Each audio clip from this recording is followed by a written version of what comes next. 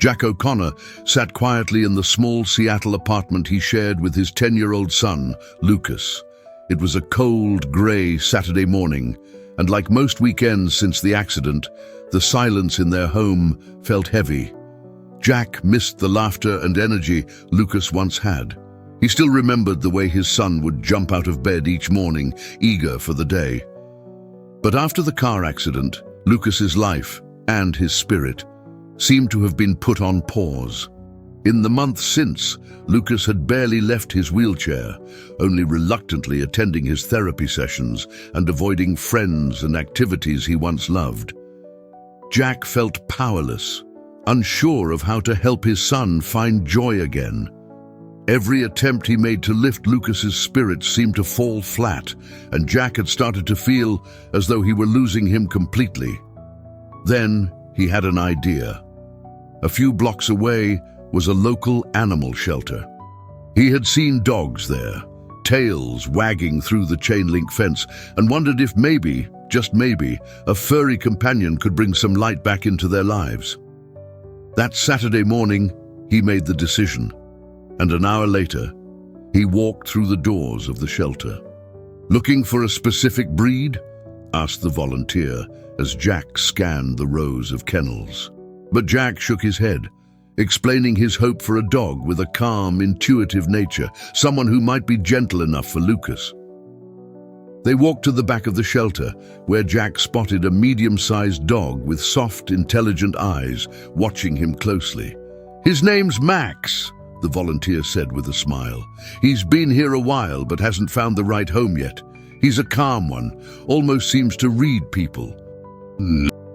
Then slowly, a small, tentative smile broke across Lucas's face as he reached out to pet Max's head. Jack watched in silence, hardly daring to believe what he was seeing. Lucas hadn't smiled like that in months. Over the next few days, Jack noticed something remarkable. Lucas was drawn to Max, talking softly to him when he thought no one was around, sharing little stories or simply stroking the dog's fur. Max seemed to understand Lucas on a level Jack hadn't anticipated. If Lucas felt sad, Max was there, resting his head on the boy's lap as if comforting him. If Lucas looked bored or lost in thought, Max nudged his hand, inviting him to play or go for a little stroll. One chilly evening, while Jack was clearing the dinner table, he overheard Lucas murmuring to Max, "You're my friend, aren't you?" Lucas asked, his voice carrying a mix of wonder and relief. "I thought I'd be lonely forever, but you're here." He would start his mornings reaching out for Max's soft coat, letting his hand rest there, almost as if he were drawing strength. Jack noticed how his son began taking small steps, not literal ones, but steps toward embracing life again. Lucas's physical therapist, Marissa, noticed the change too. She encouraged Lucas to bring Max to his therapy sessions, hoping the dog's presence would motivate him. On the first day, Max lay calmly beside Lucas as Marissa guided him through arm and core exercises. She reminded him of his progress and pushed him to try new movements. When Lucas managed to lift a small weight, Max let out a small bark, almost cheering him on. Lucas laughed, a sound Jack hadn't heard in months. With each session, Lucas grew stronger, his determination fueled by Max's loyal support. Soon, Lucas attempted pulling himself up with the help of parallel bars. The task was tough, his arms trembling with effort, but Max stood at the end, his eyes fixed on Lucas, as if silently saying, "You can do it." Lucas pushed himself, inch by inch, through sheer willpower. At the end, exhausted but victorious, Lucas looked at Max, who wagged his tail in approval. Lucas grinned and whispered, "We did it, Max." He had worried that Lucas might shut down forever, that the accident would take his boy's spirit away. But Max had given Lucas a reason to keep going. Jack knew that without Max, this transformation might never have happened. News of Lucas and Max's connection spread around the neighborhood. People stopped them on the street, smiling at the boy and his loyal dog, amazed at their story. Jack noticed the pride in Lucas's face when strangers commented on his bravery or patted Max, calling him a good dog.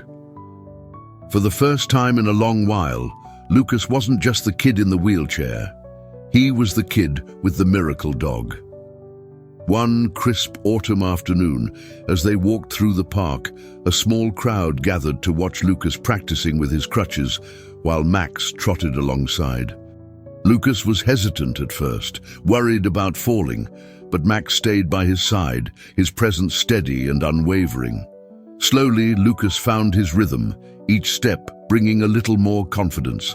By the time they made a full loop around the park, Jack's eyes were misted with pride and gratitude.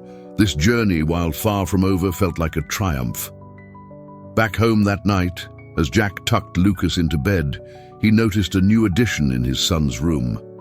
Among posters of soccer players and skateboards was a small drawing of Lucas with Max by his side.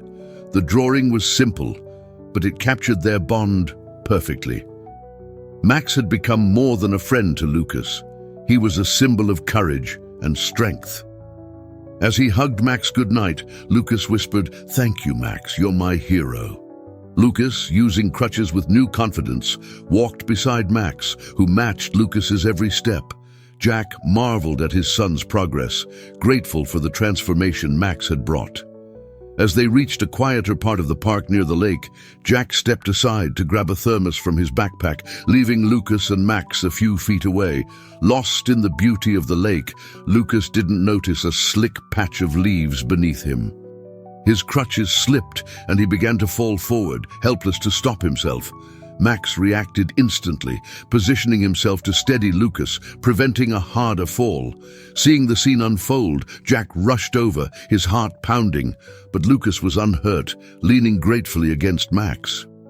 "Good boy, Max," Lucas whispered, his voice filled with gratitude. The incident left Jack wondering how Max had known exactly what to do, almost as if he had been trained.